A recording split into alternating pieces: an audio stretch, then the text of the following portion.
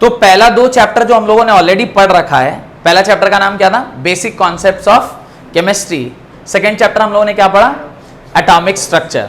इसको कंप्लीट करने के बाद डायरेक्टली मैं chemical bonding and molecular structure, ये जो आपका चैप्टर है, उसके अंदर मैं प्रवेश कर रहा हूं। Reason of going directly into this chapter is क्योंकि chemical bonding as a concept अगर मेरे को समझ में आ जाता है तो बहुत सारे और जो चैप्टर्स हैं, जैसे आप पीरियोडिक टेबल ले लो, जैसे आप उधर जाके ऑर्गेनिक ले लो, ये सारी चीजें थोड़ी आपको आसानी से समझ में आने लगती है। वैसे ऑर्गेनिक केमिस्ट्री पढ़ने के लिए फिर एक अलग पूरा एक सेटिंग है जिसके अंदर आपको पूरा ऑर्गेनिक केमिस्ट्री पढ़ना होता है। जनरली केमिकल बॉन्डिंग में हम लोग इनऑर्गेनिक कंपाउंड्स के बारे में ज्यादा पढ़ते हैं, पर बॉन्डिंग तो बॉन्डिंग है। अगर वो पढ़ रहे हैं तो उसके अंदर आप थोड़ा सा ऑर्गेनिक का कॉन्सेप्ट को भी इंक्लूड कर सकते हैं, बिकॉज जब आप कोवेलेंट बॉन्ड पढ़ेंगे तो कोवेलेंट बॉन्ड पढ़ रहे हैं, इसका मतलब ऑर्गेनिक का भी कॉन्सेप्ट थोड़ा थोड़ा जान रहे हैं। तो इसको हम प्योरली क्लासिफाई नहीं कर सकते कि नहीं ये सिर्फ आयनिक के ही कॉन्सेप्ट का है या सिर्फ ऑर्गेनिक केमिस्ट्री के ही कॉन्सेप्ट का है। एक्चुअली ये मिक्स्ड कॉन्सेप्ट का है। यहां पे आपको आयनिक इनऑर्गेनिक केमिस्ट्री भी मिलेगा और ऑर्गेनिक केमिस्ट्री भी मिलेगा। प्लस जब आप बॉन्डिंग पढ़ेंगे तो आप आयनिक कंपाउंड्स को भी पढ़ेंगे। आयनिक कंपाउंड्स पढ़ रहे हैं तो फिर वो फिजिकल केमिस्ट्री का भी पार्ट हो गया। तो इन टोटो इसको किसी एक पर्टिकुलर तरीके में ना डिवाइड करके हम ये कह सकते हैं कि ये जनरल केमिस्ट्री का पार्ट है, जहां पे आप तीनों ionic bond, covalent bond, coordinate bond, जो इनऑर्गेनिक में भी प्रेजेंट हो सकते हैं, ऑर्गेनिक में भी प्रेजेंट हो सकते हैं और फिजिकल केमिस्ट्री में भी प्रेजेंट हो सकते हैं। इन जनरल एक आइडिया हम लोग गेन करने का प्रयास करते हैं। तो उसके अंदर जो सबसे पहला कंसेप्ट है उसको अगर मैं क्वेश्चन के फॉर्म में आपके सामने रखूं तो वो है why atom exist in molecular form. ये सवाल अगर आपसे कोई पूछे कि आपने कभी इस बारे में विचार किया है कि एटम क्यों मॉलिक्यूलर फॉर्म में एग्जिस्ट करता है, तो उसका क्वेश्चन का आंसर क्या हो सकता है? Probably to gain stability. Ultimately सारी जितने भी कंपाउंड बन रहे हैं वो कहीं ना कहीं स्टेबिलिटी को गेन करने के लिए ही है। तो इसको आप पहले अपनी कॉपी में लिखें। और स्टेबिलिटी हम कैसे गेन करते हैं? How we attain stability?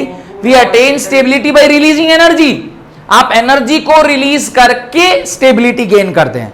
बाद में जब हम लोग थर्मोडायनेमिक्स वाला चैप्टर पढ़ेंगे वहां पे फिर मैं ही आपको पढ़ाऊंगा कि every time it is not energy which gains stability. फिर वहां पे वेरियस पैरामीटर्स और भी आ जाते हैं।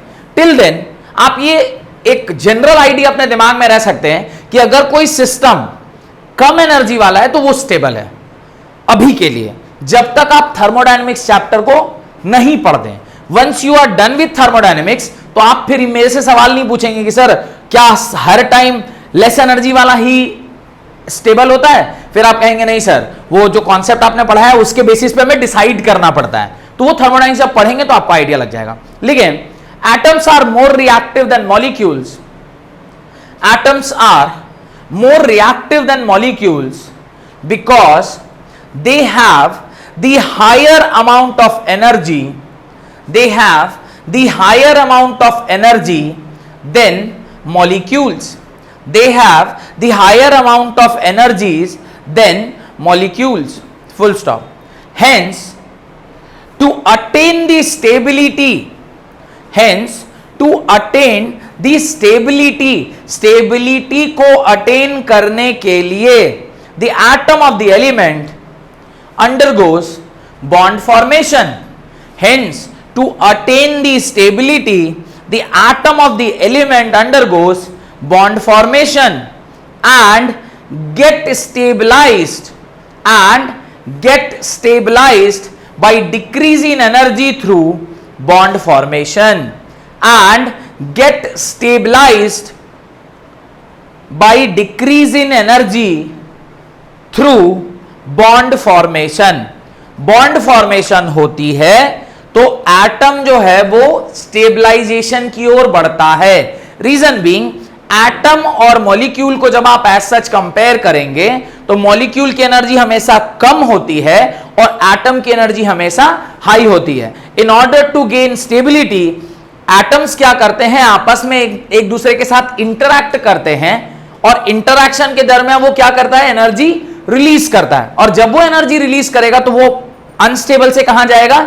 स्टेबिलिटी की ओर। इसीलिए एटम्स मॉलिक्यूल फॉर्म में एग्जिस्ट करना चाहते हैं। और आपने देखा भी होगा oxygen O2, nitrogen N2, chlorine Cl2, hydrogen H2। अधिकांश जो आपके गैसियस स्टेट में प्रेजेंट होने वाले मॉलिक्यूल्स हैं वो एटॉमिक फॉर्म में नहीं एग्जिस्ट करते, वो किस में एग्जिस्ट करते हैं? मॉलिक्यूलर फॉर्म में। And the reason for being molecular form में एग्जिस्ट होना इज उनके बीच में बॉन्ड फॉर्मेशन हो रहा है। बॉन्ड फॉर्मेशन गैसियस फेज में ज्यादा होता है। Reason being they have more randomness. Randomness अगर ज्यादा होगा तो आप एक दूसरे से टकराएंगे तो कोलिजन होगा। और कोलिजन थ्योरी कहती है, पढ़ेंगे आगे चल के आप लोग, कि कोलिजन थ्योरी है जो कहती है जब जब एटम का एक परफेक्ट तरीके से एक दूसरे के साथ टकराव होता है तो उसके बॉन्ड फॉर्मेशन होने की संभावना बढ़ जाती है। और एल्स रैंडमली चलने वाला कोई भी किसी से टकरा जाए तो उससे बॉन्ड फॉर्मेशन हो, ऐसा संभव नहीं होता। एक पर्टिकुलर ओरिएंटेशन है, एक पर्टिकुलर स्पीड है, एक पर्टिकुलर टाइमिंग है, जिस टाइमिंग में, जिस स्पीड में, जिस ओरिएंटेशन में एक एटम दूसरे एटम के साथ टकराता है तो ही वो क्या करता है? बॉन्ड फॉर्मेशन कहता है। और उसको मैक्सवेल डिस्ट्रीब्यूशन कर्व से हम लोग आगे चल के पढ़ेंगे। तो वो सब थ्योरी आगे आएंगी, पर अभी तो फिलहाल बस यही हम लोग समझ पा रहे हैं कि एटम जो है वो बॉन्ड बनाकर अपने आप को क्या करता है? स्टेबलाइज करता है। और बॉन्ड बनाएगा तो वो किस में कन्वर्ट हो जाएगा? मॉलिक्यूल्स में कन्वर्ट हो जाएगा। तो आपने चैप्टर का नाम लिखा है chemical bonding and molecular structure. Once chemical bond is formed, molecule will get its own structure.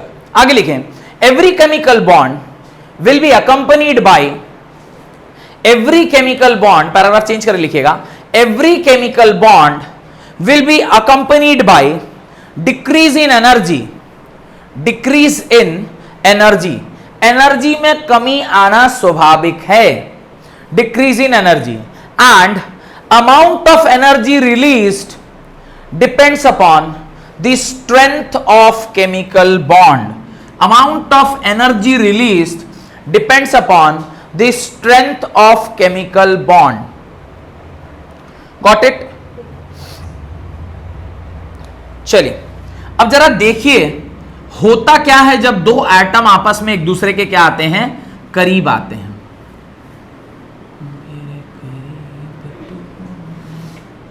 तो आपने एटम को इस प्रकार से देखा होगा, दिस इज दी एटम, ये एटम है। इन एटम्स के चारों तरफ क्या लाई करते हैं? There are orbitals and each orbital will have some electrons present in it, will have some electrons present in it. इसके अंदर इस प्रकार से 2 इलेक्ट्रॉन, फिर इसके बाद वाले में 1 2 3 4 5 6 7 एंड 8। सिमिलरली इसके बाद वाले में मैं सिर्फ 2 ही इलेक्ट्रॉन रख रहा हूं।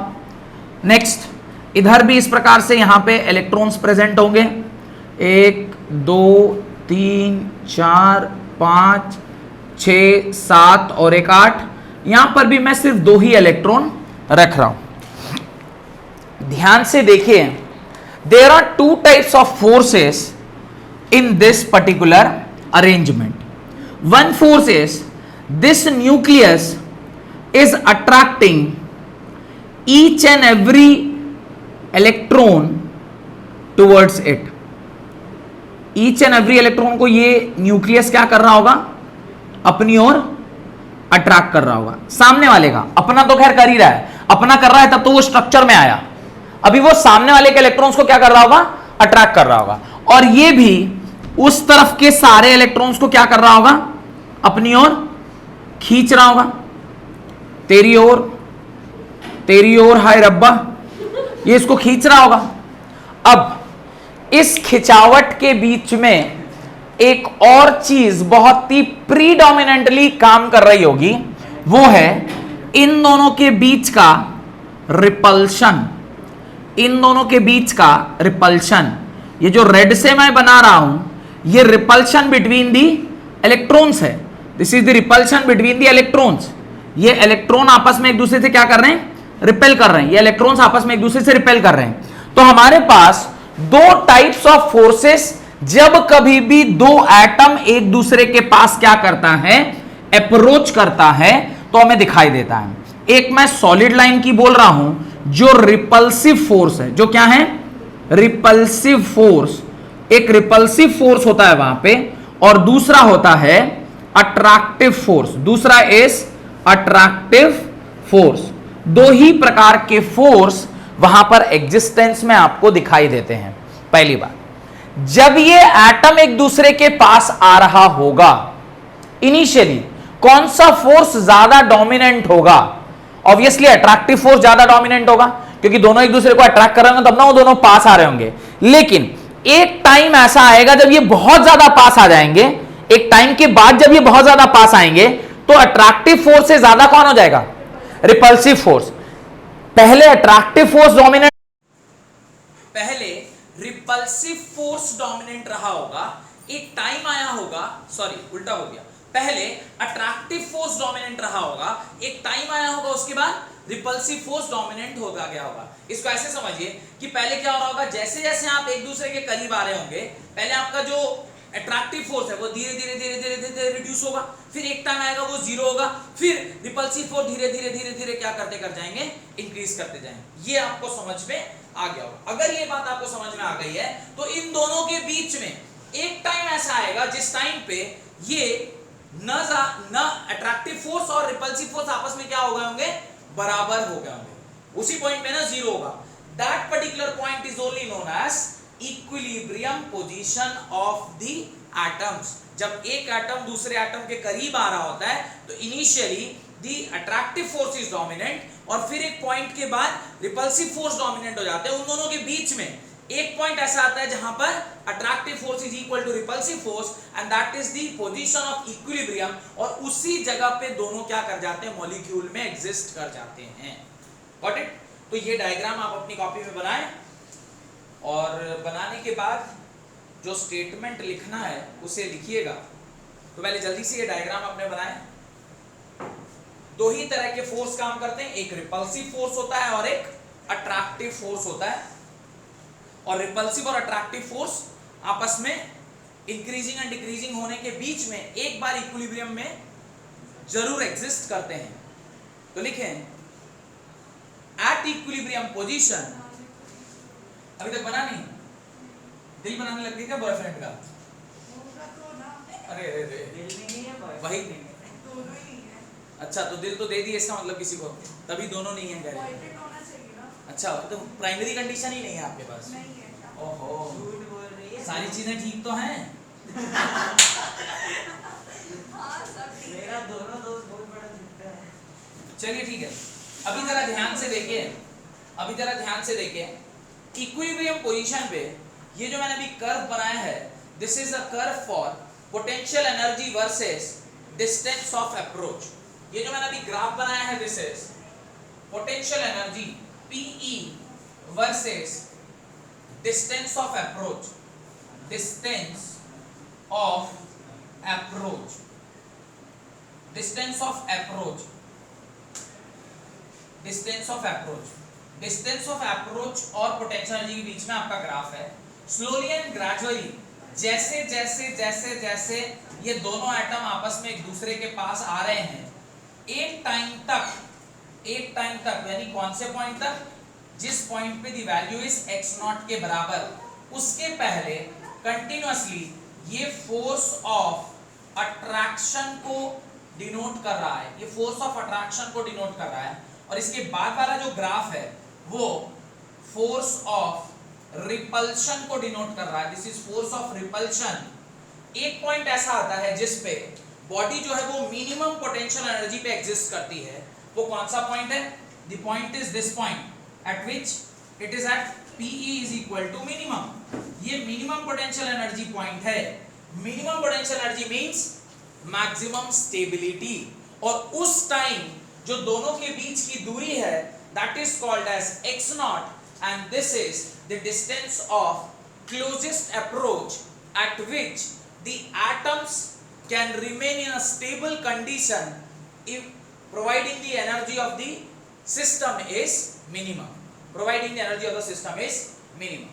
तो ये at equilibrium इस तरह का stability आपको देखने को मिलता है। तो ये ग्राफ आप लिखें at equilibrium position the net attractive force, at equilibrium position the net attractive force is equal to, at equilibrium position the net attractive force, that is force of attraction, becomes equal to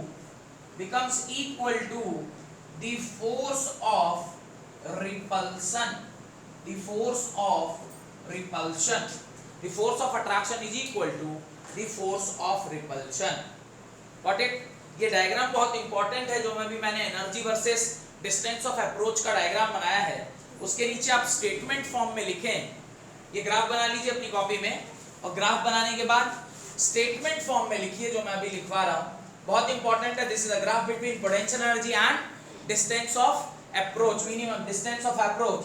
जब ये धीरे धीरे घटता घटता एक point आएगा जहां पे पोटेंशियल एनर्जी क्या हो रही है, मिनिमम, और जिस पॉइंट पे पोटेंशियल एनर्जी सिस्टम की मिनिमम होती है वो पॉइंट काफी, उस पॉइंट पर जो पाए जाने वाला एटम या मॉलिक्यूल है वो काफी ज्यादा स्टेबल होता है. चूंकि ये मॉलिक्यूल फॉर्मेशन का केस है तो मॉलिक्यूल उस टाइम पे क्या हो जाएगा, बहुत ज्यादा स्टेबल हो जाएगा.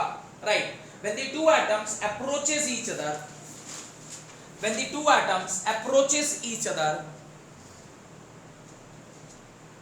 there would be force of attraction as well as the force of repulsion. There would be the force of attraction as well as the force of repulsion. दोनों ही होगा, पर इनिशियली क्या ज्यादा होगा, फोर्स ऑफ अट्रैक्शन ज्यादा होगा और force of repulsion कम होगा. Full stop. The minimum distance where these forces becomes equal, the minimum distance where these forces becomes equal to each other is called equilibrium condition. Is called equilibrium condition. Bracket में लिख लीजिएगा, bond formation condition between two atoms.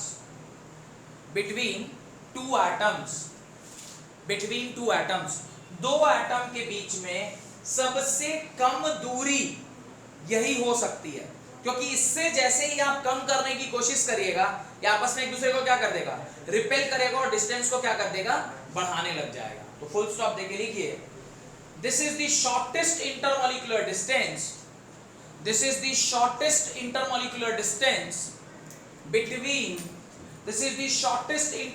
distance between the nucleus of the atom,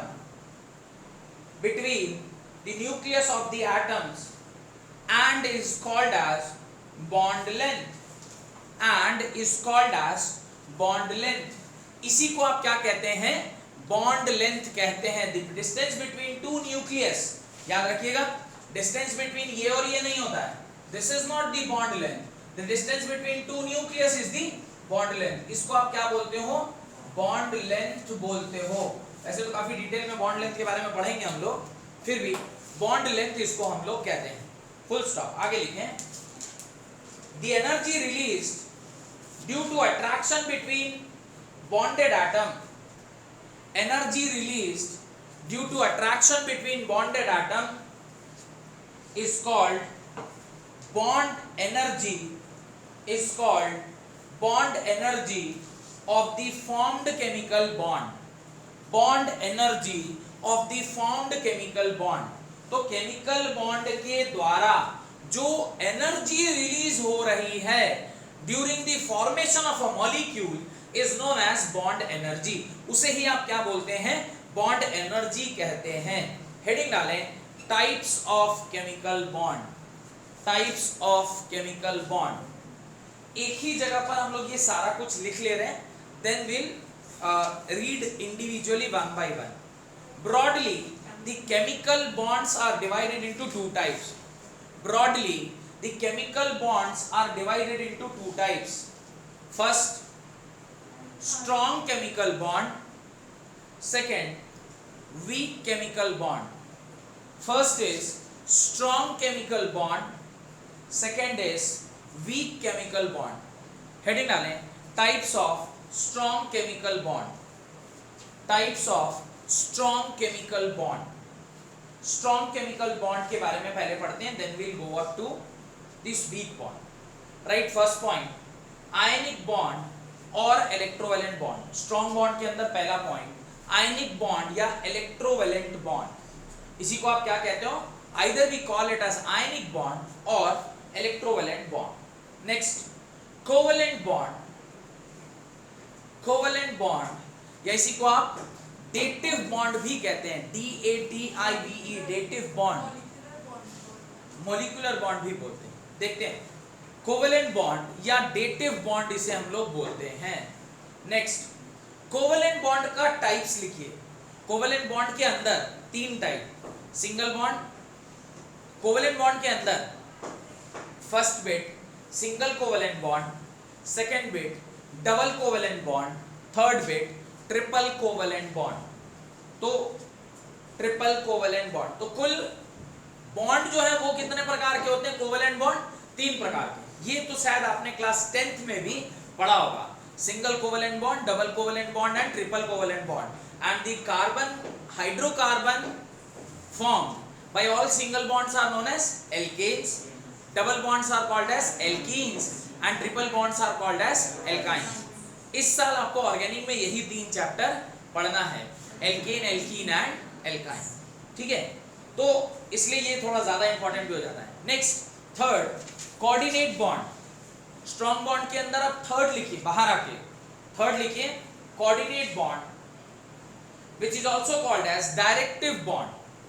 Coordinate bond which is also called as directive bond. Next, metallic bond. Next is metallic bond. कुल 4 प्रकार के आपको strong bond के बारे में क्या करना है? पढ़ना है। देन सेकेंड लिखिए, types of weak bond.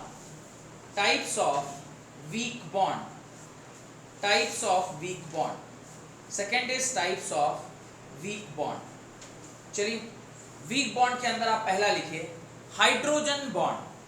First is hydrogen bond, second is van der Waal forces, VANDER van der, WAAL Waal forces, van der Waal forces.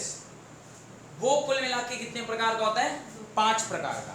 पहला ion dipole interaction, van der वाल फोर्सेस के अंदर लिखिए, पहला ion dipole interaction, second dipole dipole interaction, second dipole dipole interaction, third ion induced dipole interaction, ion induced dipole interaction, ion induced dipole interaction। next induced dipole interaction, induced dipole interaction, and last dipole induced dipole interaction, dipole induced dipole interaction। कुल मिलाकर ये जो आपने लिखा है यही तरीका है बॉन्ड फॉर्मेशन होने का। Got it? बॉन्ड फॉर्मेशन होने के यही कुछ तरीके बताए गए। अब जो वीक बॉन्ड है, जैसे आप हाइड्रोजन बॉन्ड बोल रहे हैं या फिर वैन डर वाल बॉन्ड, इसके अंदर ये ऐसे आप समझ सकते हैं कि ये क्या है? ये एक प्रकार का वो आजकल क्या इनफ्लक्चुएशन, व्हाट वी कॉल, नो, आप किसी लड़की को देख, अफेक्शन, आप किसी, हाँ वो एक वर्ड है ना, हाँ, कि आप किसी लड़की को देखे और वो लड़की ने देख के आपको स्माइल पास किया, एंड द मोमेंट वो स्माइल पास की, बस आपको लग गया कि अब तो ये मेरी, अब तो ये आप अपने पूरे क्लास में बता रहे हैं कि तेरी भाभी है, अब बस यहाँ से कहानी चालू होगी। इस प्रकार का जब कभी कुछ होता है जहाँ पे एक्चुअली कुछ हुआ ही नहीं, लेकिन आप बस सिर्फ उसके स्माइल पासिंग से आप ये कंफर्म कर दी कि अब ये आप उसके तरफ मत देखियो, भाभी है तेरी। ये जो आपने कर दिया ना, that is only weak bond. Weak bond मतलब कुछ हो नहीं रहा, मतलब एक हाइड्रोजन ऐसे गुजर रहा था, यहाँ से ऑक्सीजन गुजर गया, इतने हाइड्रोजन ऑक्सीजन बगल बगल से निकल गए, बस पार हो गए। पर ये चूंकि पॉजिटिव चार्ज पोजेस करता था, ये नेगेटिव चार्ज पोजेस करता था, तो चार्जेस का अपना एक इंपैक्ट होता है, बस वही इंपैक्ट से हल्का सा एक अनचाहा अनदेखा सा बॉन्ड बना, और वो जो बॉन्ड फॉर्म हुआ आप उसी को प्यार समझ बैठे, जबकि ऐसा कुछ हुआ नहीं, बस हल्का सा आंखों आंखों में बातें होने लगी। अब ऐसी केमिस्ट्री के बाद हमें ट्रू अब आगे चल के करेंगे ना, जब वीक बॉन्ड की जगह स्ट्रॉन्ग बॉन्ड आएगा तब करेंगे। तो ये जो वीक बॉन्ड है यहाँ पे एक्चुअली में कभी भी कोई इलेक्ट्रॉन का ट्रांसफर नहीं होता, सिर्फ चार्जेस आपस में एक दूसरे को दूर दूर से अट्रैक्ट करते हैं। ये बहुत दूर कहीं कोई पॉजिटिव चार्ज है, बहुत दूर कहीं कोई नेगेटिव चार्ज है, आपस में एक दूसरे को देख के इंड्यूस हो गए, इंड्यूस होके उसके ऊपर इस एक की वजह से दूसरे पे अगर नेगेटिव या पॉजिटिव चार्ज कुछ पैदा हो गया, then it is called as weak bond और इंड्यूस्ड बॉन्ड, या मैं उसे वेंडरवॉल बॉन्ड भी कह सकता हूं, वेंडरवॉल फोर्सेस भी कह सकते हैं, हाइड्रोजन बॉन्ड होता है। इसमें से कोई भी एक पक्का बॉन्ड नहीं है। पक्का बॉन्ड मतलब कुछ ट्रांसफर इधर उधर नहीं हो रहा है, शेयरिंग कुछ नहीं हो रहा है। वेयरएज जब हम ऊपर वाले केस की बात करते हैं, यहाँ पे जो स्ट्रॉन्ग बॉन्ड है वो या तो पूरी अच्छे से शादी हो गई, जैसे आयनिक बॉन्ड है, complete transfer of electron. Complete transfer of electron मतलब आपने पूरा इलेक्ट्रॉन क्या कर दिया, ट्रांसफर कर दिया। तो ये जो ट्रांसफरिंग हुआ, जहां पे कंप्लीट ट्रांसफर हो गया, मतलब आप उसको घर ले आए, अब आपकी अमानत हो गई वो, तो इस तरह का कुछ हुआ तो आयनिक बॉन्ड हो गया। पर कई बार ऐसा भी होता है कि आप क्या करते हैं, वो पूरा कंप्लीटली ट्रांसफर नहीं कर पाते या पूरा नहीं दे पाते, तो सेकंड केस होता है आप वहां शेयर कर लेते हैं। शेयरिंग भी कई बार होता है, कई बार sharing, not sharing in terms of girlfriends, no girlfriend share नहीं कर रहे, sharing in terms of bond, कि आप म्यूचुअली एक दूसरे से, वो क्या कहते हैं, living relationship, we call something like that, no, एक ही घर में आप घर शेयर कर रहे हैं, ऐसे टाइप का कुछ होता है ना, वो I don't have much idea about it, सुना था कभी ऐसे कभी, पर मेरे को ऐसा कुछ खास आइडिया नहीं है। जब आप इस तरीके से बॉन्ड जो है वो शेयरिंग की मदद से बनता है, then it is called as covalent bond. एक होता है कोवेलेंट बॉन्ड से थोड़ा और ऊपर, मतलब जो कोऑर्डिनेट बॉन्ड है, ये तो भाई साहब अलग ही है। पहला पूरा लीगल हो गया, शादी ब्याह करके आप पूरा इलेक्ट्रॉन ट्रांसफर करके लेके आए। सेकेंड वाला हो गया कि घर वाले परमिशन नहीं दे रहे, पर हम लोग लिव इन रिलेशनशिप में हैं, तो एक ही घर में रह रहे हैं, शेयरिंग कर रहे हैं घर को, घर के साथ साथ खाना पीना भी शेयर करते हुए। उसके बाद जो तीसरा, that is coordinate bond. Coordinate bond तो मतलब अलग ही है भाई, उसका तो कहानी अलग है। वो तो हो गया मतलब बस एक तरफा चल रहा है, एक तरफा भी नहीं है ये तो, मतलब मैं अगर एक गाने में इसको मैं डिस्क्राइब करूं तो वो गाना है, ज्योत से ज्योत जलाते चलो, प्रेम की गंगा बहाते चलो, राह में आए जो दीन दुखी, सबको गले से लगाते चलो। तो कोऑर्डिनेट बॉन्ड कुछ वैसा ही है कि चल रहा है, उसको ऐसा लगा अच्छा मेरे पास बहुत ज्यादा इलेक्ट्रॉन है, और कहीं कोई दुखिया कोई ऐसा आदमी मिल गया जिसको इलेक्ट्रॉन की जरूरत है, चल रख ले यार, रख ऐश कर, वो समथिंग ऑफ दैट काइंड। वो चल रहा है और इलेक्ट्रॉन डोनेट करता चल रहा है, उसके जो मतलब नहीं है कि मतलब कौन है नहीं है, साइट ऑफ डोनेशन होना चाहिए, बस डोनेट किया चलता बना। इस तरह का कोई बॉन्ड बन जाए तो उसको क्या बोलते हैं, कोऑर्डिनेट बॉन्ड। और मेटालिक बॉन्ड तो दो मेटल्स के बीच में बनते हैं। तो यहाँ पे देखिए, ध्यान से समझिए कि स्ट्रॉन्ग बॉन्ड के अंदर जो आपके बॉन्डिंग है वो कहीं ना कहीं इलेक्ट्रॉन के हेरफेर से ही बन रहा है। वेयर जब आप वीक बॉन्ड की बात कर रहे हैं तो वहां पे इलेक्ट्रॉन तो दूर दूर तक सीन में आ ही नहीं रहा है, simply it is charge, very small charge. यहाँ पे तो भाई पूरा एकदम कंप्लीट डोनेशन हो गया, या पार्शियल डोनेशन हुआ, शेयरिंग हो गई, या कई बार आप ऐसे डोनेट कर दिए, ठीक है रखो दानीकरण, चलो रखो तुम यहाँ ऐश करो, वैसा टाइप का। खैर, तो देखें वेज ऑफ बॉन्ड फॉर्मेशन, कुल मिलाकर चाहे आप स्ट्रॉन्ग बॉन्ड बनाए या फिर वीक बॉन्ड बनाए, बॉन्ड बनती किस किस तरीके से है वो हमें पढ़ना है। There are basically two ways of bond formation, there are basically two ways of bond formation. दो ही तरीका है जिससे बॉन्ड फॉर्म होता है। पहला, the complete transfer of electron from one atom to another. पहला है by complete transfer of electron from one atom to another. क्या बोलेंगे इसको? दिस इज आयनिक और इलेक्ट्रोवैलेंट बॉन्ड। तो ब्रैकेट में लिख लीजिएगा, आयनिक और इलेक्ट्रोवैलेंट बॉन्ड के बारे में हम लोग चर्चा कर रहे हैं, जहां पर कंप्लीट ट्रांसफर हो रहा है। There is a complete transfer of electron.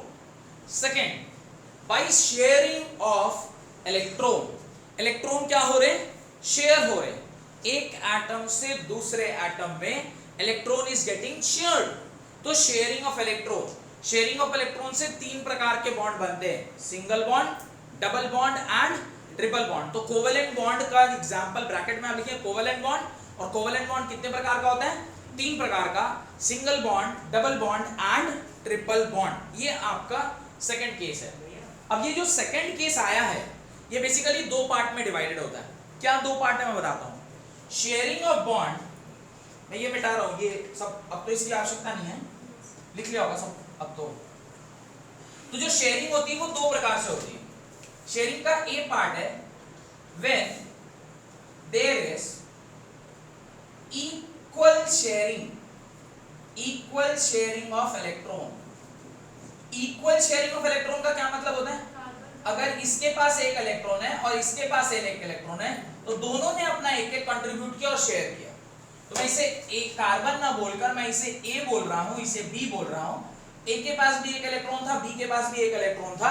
इस तरह से दोनों ने अपना इलेक्ट्रॉन डाला, शेयर किया। This is called as sharing of electron. एक इलेक्ट्रॉन हुआ तो सिंगल बॉन्ड। अगर इसके पास दो इलेक्ट्रॉन थे, बी के पास भी दो इलेक्ट्रॉन थे, इस प्रकार से इसने दो बॉन्ड बनाया तो इसको डबल बॉन्ड। और ए के पास तीन इलेक्ट्रॉन थे आउटर मोस्ट शेल में, बी के पास तीन इलेक्ट्रॉन थे आउटर मोस्ट शेल में। इसने अगर इस प्रकार से शेयरिंग की तो उसको क्या बोलेंगे? Triple bond. तो this is single bond, this is double bond and this is triple bond. ये बात मेरे ख्याल से आपको समझ में आई। पर सेकंड एक केस होता है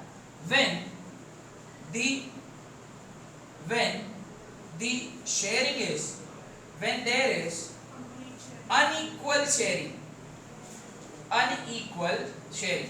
एक जगह बोल रहे हैं इक्वल शेयरिंग, जितना इधर उतना उधर। Unequal sharing of electron. Unequal मतलब एक के पास दो इलेक्ट्रॉन है और एक के पास एक भी इलेक्ट्रॉन नहीं है, खाली साइड है। ये अगर इस प्रकार से इसको दे दे तो there is a formation of coordinate bond. तो कोऑर्डिनेट बॉन्ड में भी हो तो शेयरिंग ही रहा है, पर शेयरिंग का जो नेचर है वो कैसा है? Unequal sharing. देने वाला सिर्फ दे रहा है, वो सामने वाले से कोई एक्सपेक्टेशन नहीं रखा है। इसलिए उसको बोल रहा हूं दानी कर्ण। कर्ण क्यों बोला? कर्ण बहुत बड़े दानी थे, एक बार दान दे दिया तो फिर उसको देखना नहीं कि वो रिटर्न आएगा कि नहीं आएगा। ये दानी कर्ण, इसके पास ज्यादा ये साइड देख के जो गरीब है उसको बांट रहा है। एक डाउट है, ऊपर वाले में क्या होता है ना, मतलब उसमें जो होता है दोनों शेयर करते हैं ना। हाँ, दोनों शेयर कर रहे हैं। तो इसमें दोनों नहीं शेयर कर रहे हैं। तो फिर तो मतलब कंप्लीट ट्रांसफर ही होता है। ट्रांसफर तो हो रहा है, पर ये इसके अंदर जो ट्रांसफर होता है उससे इसके ऊपर चार्ज फॉर्मेशन हो रहा है। चार्ज फॉर्मेशन होगी, थोड़ी देर के लिए चार्ज करता है, कंप्लीटली हमेशा परमानेंटली ट्रांसफर नहीं करता। फिर अब इसको जरूरत पड़ेगी वापस भी ले लेता है, डिपेंडिंग ऑन द सिचुएशन। तो जब कोऑर्डिनेट बॉन्ड बहुत डिटेल में पढ़ेंगे तब समझ में आएगा। पर this is also kind of sharing only. इसके पास एक्स्ट्रा, इसने उसको शेयर कर दिया। शेयर करने वाले के पास सिर्फ कंडीशन होना चाहिए, उसके पास साइट ऑफ डोनेशन होना चाहिए। साइट ऑफ डोनेशन का क्या मतलब होता है? साइट ऑफ डोनेशन मींस जब आप कोऑर्डिनेट बॉन्ड पढ़ेंगे डिटेल में तो वहां पे पता चलता है कि जहां कहीं भी ऑर्बिटल्स खाली हैं, जहां पे ये extra electrons can be accommodated, तो उसको हम लोग साइट ऑफ डोनेशन बोलते हैं। पढ़ेंगे बहुत डिटेल में, इसको पढ़ना है। तो कुल मिलाकर आपने जो लिखा है वहां पे सेकंड पॉइंट क्या लिखा? बाय कंप्लीट नहीं, bye sharing of electron. Sharing of electron में आपने लिखा covalent bond, this is this coordinate bond, उसके नीचे लिखी कोऑर्डिनेट बॉन्ड, ऊपर लिखा कोवेलेंट बॉन्ड। कोवेलेंट बॉन्ड में आपने 1 2 3 लिखा होगा, single bond, double bond and triple bond. वो जो कोवेलेंट बॉन्ड आप लिखे हैं उसके बगल में ऐसा लिखिए when there is equal sharing of electron. Covalent bond जो आप लिखे हैं उसके बगल में लिखिए when there is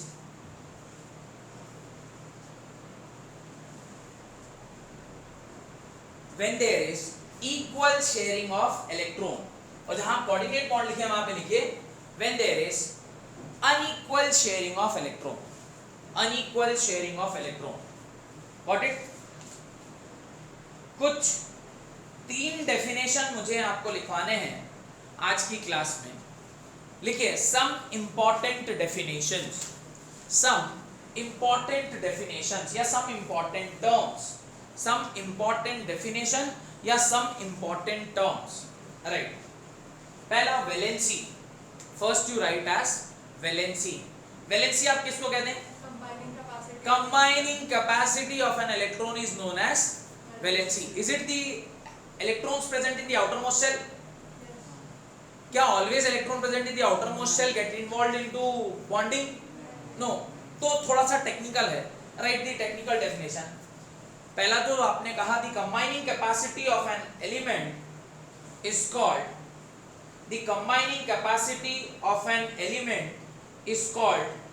valency of that particular element or ion.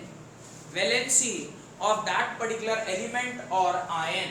The combining capacity or tendency of an element is called valency of that particular element या ion. और इसका एक सेकंड डेफिनेशन लिखिए. The number of electron present in the outermost shell of an atom. The number of electrons present in the outermost shell of an atom which takes part in a chemical reaction. जरूरी नहीं कि सारे के सारे, उतने ही जो chemical reaction में take part ले रहे हैं, that is only known as valency. The number of electrons present in the outermost shell of an atom which takes part in a chemical reaction is known as valency. ये बात आपको समझ में आ गई. तो वैलेंसी को बहुत ज्यादा और डिटेल में बता भी नहीं रहा हूं, क्योंकि वैलेंसी तो आप 7वीं कक्षा से पढ़ते आ रहे हैं. 7th क्लास से जब आपने या 8th क्लास में जब आपने पहली बार केमिस्ट्री या लैंग्वेज ऑफ केमिस्ट्री की किताब आपने उठाई होगी, या आपने केमिकल कंपाउंड्स बनाने का प्रयत्न किया होगा, उस टाइम से ही आप ये पढ़ते आ रहे हैं कि वैलेंसी क्या है, वैलेंसी किस प्रकार से काम करती है. नेक्स्ट लिखें covalency. Right, covalency. The second term is covalency. It is the combining capacity of an atom, of an element which depends upon the number of unpaired electron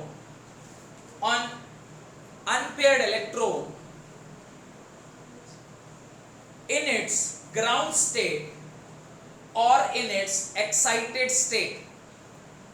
It is the combining capacity of an atom, of an element which depends upon the number of unpaired electron in its ground state or in its excited state.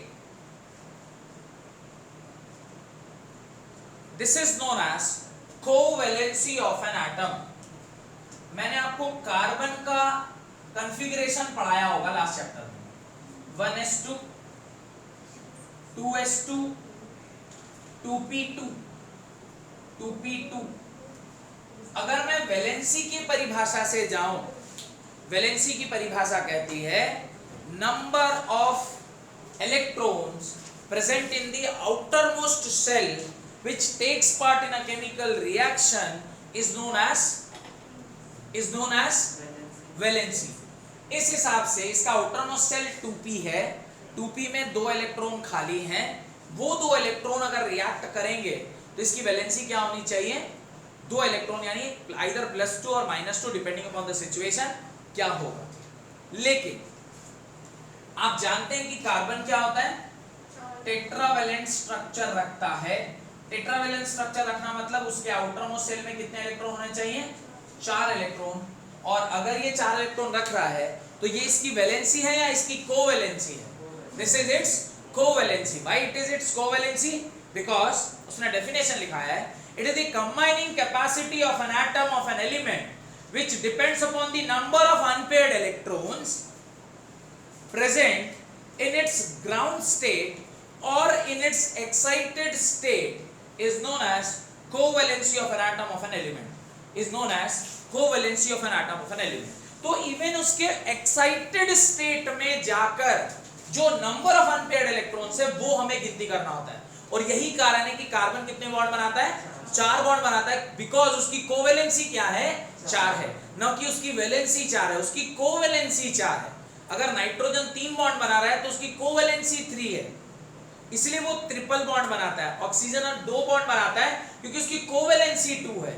Valency और covalency. Valency is generally associated with metals and non metals. उसमें भी जब आप बहुत खास करके ionic bond की बात करते हैं वहां पे आप वैलेंसी की बात करते हैं. पर here you talk about covalency. तो covalency is more better word to use for chemical bonding. Then valency. Got it? Third definition, oxidation. Third definition, oxidation state. Oxidation state, right? It is the permanent or the hypothetical formal charge. It is the permanent or the hypothetical formal charge developed on atom of an element. It is the permanent or the hypothetical formal charge developed on atom of an element when it is bonded with another atom is called its oxidation state. Is called its oxidation state. Is called its oxidation state. Oxidation state किसे कहते हैं? It is the permanent or the hypothetical formal charge developed on atom of an element when it is bonded. Bonding हो जाने के बाद जब कभी भी किसी कंपाउंड के ऊपर एक चार्ज डेवलप होता है फॉर अ टाइम बीइंग, थोड़े देर के लिए, टेम्पररी हाइपोथेटिकल चार्ज, इसके इलेक्ट्रोनेगेटिविटी ज्यादा है -1, इसके नेगेटिव ज्यादा है माइनस, इसकी नेगेटिविटी ज्यादा है माइनस, इसकी इलेक्ट्रोनेगेटिविटी ज्यादा है माइनस, इसके ऊपर आया +4 डेल या +4 टाइम्स डेल प्लस। अब ये जो +4 इसके ऊपर चार्ज डेवलप हुआ है, this is a hypothetical charge जो एक्चुअली कार्बन के ऊपर है नहीं, पर थोड़े समय के लिए उसके ऊपर डेवलप हुआ। ये जो इसका स्टेट है, क्योंकि +4 स्टेट वो दिखा रहा है, this is called as oxidation state. ये परमानेंट इफेक्ट नहीं होता है। वेयरएज सोडियम अगर मैं +1 बोल रहा हूं, सोडियम को अगर मैं कहता हूं कि वो +1 स्टेट में है, तो ये इसका क्या है? परमानेंट स्टेट है। ये अपना एक इलेक्ट्रॉन दे चुका, परमानेंट है। This is it's permanent effect. इसका परमानेंट इफेक्ट है। ये इसका परमानेंट इफेक्ट क्यों नहीं है मैं बताता हूं। Why this is not it's permanent effect, rather it is it's temporary effect. अगर मैं इस क्लोरीन को यहां से हटा दूं, यहां हाइड्रोजन लगा दूं, अब ये क्या करेगा? ये तो अब डेल माइनस नहीं होगा, अब तो ये डेल प्लस हो जाएगा। ये डेल प्लस होगा तो इसके ऊपर एक डेल माइनस पैदा होगा। टोटल अब इसके ऊपर कितने हो जाएंगे? 3 डेल प्लस होगा और 1 डेल माइनस होगा। इन दोनों को कॉम्पेंसेट करिएगा तो नेट चार्ज कितना होगा? 2। तो इस प्रकार से ये टेम्पररी है। क्या ग्रुप लगा हुआ है इसके ऊपर डिपेंड कर रहा है कि चार्ज उसका ऑक्सीडेशन स्टेट उसका क्या होगा। तो ऑक्सीडेशन स्टेट में वैरी, पर वैलेंसी विल नॉट वैरी। इसकी कोवैलेंसी अभी भी 4 है, पहले भी 4 थी। इसकी कोवैलेंसी पहले भी 4 थी, अभी भी 4 है, बट इसकी ऑक्सीडेशन स्टेट पहले कुछ और थी और अब कुछ और हो गई। यानी अगर आयनिक चार्ज की बात करें तो वो क्या चार्ज है? वो एक परमानेंट चार्ज होता है जो कि किसी भी एलिमेंट के साथ एसोसिएटेड होता है। वेयरएज जब आप ऑक्सीडेशन स्टेट की बात करते हैं तो ये भी एक चार्ज है, पर ये चार्ज टेम्पररी है। This is not permanent because ये दूसरे के इन्फ्लुएंस में ये चार्ज पैदा होता है। इसका अपना कोई खुद का एग्जिस्टेंस नहीं है।